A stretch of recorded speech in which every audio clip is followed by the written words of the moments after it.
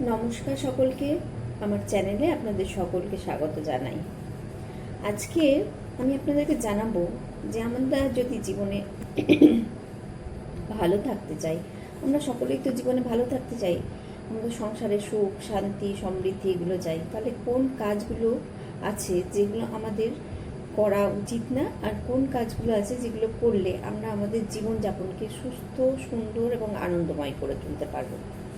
তো আপনারা নিশ্চয়ই সকলেই জানেন যে আমরা যে কাজকর্ম করি, আমাদের প্রতিটা ক্ষেত্রে কিন্তু আমরা একটা নিজেদের জন্য একটা কর্ম তৈরি করি, অর্থাৎ বলা হয় না যে কার্মিক অ্যাকাউন্ট। তো প্রথমে বলি যে কারোর সঙ্গে কখনো কার্মিক অ্যাকাউন্ট, এমন কোনো কার্মিক অ্যাকাউন্ট তৈরি করতে নেই যার প্রভাব আপনার জীবনে পড়বে। যেমন ধরুন, দুজনের মধ্যে কোনো রকম সমস্যা তৈরি হয়েছে, ঝগড়া অশান্তি হচ্ছে, তো সেখানে গিয়ে কখনোই একজনের হয়ে আরেকজনকে বলতে নেই। আপনি বড়জোর এটা করতে পারেন যে দুজনকে শান্ত করে দুজনকে সমস্যা সমাধানের পথ দেখাতে পারেন নিরপেক্ষভাবে। সেক্ষেত্রে কী হলো, তাদের সঙ্গে আপনার কোনো কার্মিক অ্যাকাউন্ট তৈরি হলো না। কিন্তু যখনই আপনি কারোর পক্ষপাতিত্ব করছেন, তখন কিন্তু দুজনের সঙ্গেই আপনার কার্মিক অ্যাকাউন্ট তৈরি হচ্ছে, তো যেটা আপনার সংসারে আপনার জীবনে কিন্তু প্রভাব ফেলবে। তো এই কাজটা তো একদমই করতে নেই, যেটা অনেকেই করে এবং তার প্রভাব কিন্তু জীবনে পড়ে, সে জানুক বা না জানুক, বুঝতে পারুক বা না পারুক, এর প্রভাবটা জীবনে পড়েই। তো এটা হচ্ছে 1 নম্বর। 2 নম্বর হচ্ছে নিজেকে সময় দিন। আপনার পরিস্থিতি এই মুহূর্তে যেমনই থাক, কিন্তু এটাকে পরিবর্তন করার জন্য এটাকে আপনাকে বয়ে নিয়ে বেড়ালে হবে না, এটাকে আপনাকে বাদ দিতে হবে, নিজের ভেতর থেকে বের করে ফেলতে হবে। আর তার জন্য যেটা করতে হবে সেটা হচ্ছে নিজেকে সময় দেয়া, নিজের ভালো চিন্তাগুলোকে, ভালো ইচ্ছেগুলোকে ম্যানিফেস্ট করা। কি করে? আপনি ল অফ অ্যাট্রাকশনের সাহায্য নিতে পারেন, বিভিন্ন ধরনের পজিটিভ অ্যাফার্মেশনের সাহায্য নিতে পারেন, দিয়ে আপনি আপনার জীবনকে চেঞ্জ করতে পারেন ভালো দিকে। 1 নম্বর, নিজেকে সবসময় নিরপেক্ষ রাখা কোনো রকম সমস্যা থেকে। আর 2 নম্বর হচ্ছে নিজের ভালো চিন্তাভাবনাগুলোকে দেখা, সেগুলোকে ম্যানিফেস্ট করা, অ্যাফার্মেশন দেওয়া, ল অফ অ্যাট্রাকশনের ওপর কাজ করা। তাহলে আপনার ভালো চিন্তাগুলো আপনার মধ্যে আরও বাড়বে এবং সেগুলোই আপনার জীবনে বাস্তবায়িত হবে। যদি আপনি চান, আপনি চেষ্টা করেন তবেই। কারণ কি, আমাদের মধ্যে এমন, আমি আগেও একটা ভিডিওতে বলছি যে আমাদের মধ্যে এত শক্তি আছে যে আমরা আমাদের জীবনযাপনকে পরিবর্তন করতে পারি। পরিস্থিতি যাই আসুক, সেই জায়গা থেকে আমরা নিজেদেরকে মানে বের করে নিয়ে আসতে পারি, এই সেই সমস্যা সেই ক্ষমতা পরমাত্মা আমাদের দিয়েছে।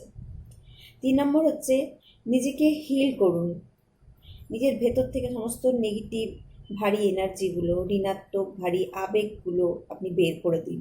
নিজের ভেতরটাকে ফাঁকা করুন। যখন আপনি নিজের ভেতরকে ফাঁকা করবেন, পরিষ্কার করবেন, তখনই কিন্তু আপনার ভেতরে নতুন জিনিসের আনাগোনা হবে।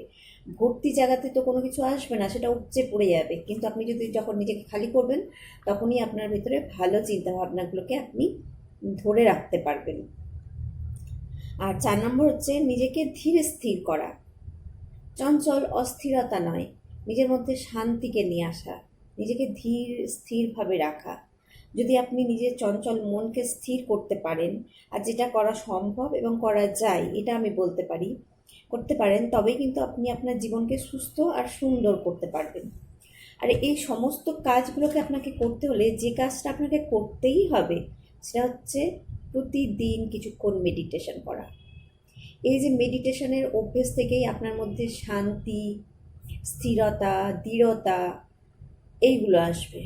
মেডিটেশন আমাদেরকে সাহায্য করে আমাদের ভেতরে যে শক্তি আছে সেই শক্তিকে প্রকাশ হতে সাহায্য করে। আমাদের ভেতরের মধ্যে যে দৃঢ়তা, স্থিরতা আছে, আমাদের মধ্যে যে শক্তি আছে, ক্ষমতা আছে কাজ করার, কোনো কিছুকে ম্যানিফেস্ট করার, সেগুলোকে বাড়াতে সাহায্য করে। আমাদের জীবনযাপনকে নতুন পথ দেখায়, কোন পথে চলা আমাদের জন্য সবথেকে ভালো হবে সেই পথটা মেডিটেশনের মাধ্যমে আমরা দেখতে পারি। এটা হচ্ছে একটা মাধ্যম, এই মাধ্যমটাকে যদি আমরা জীবনে অবলম্বন করি এবং প্রতিদিন একটা নির্দিষ্ট সময় মেডিটেশন করি, তাহলে আমরা আমাদের জীবনযাপনকে ভালোভাবে এগোতে এবং সুন্দরভাবে জীবনযাপন করতে সাহায্য পাব।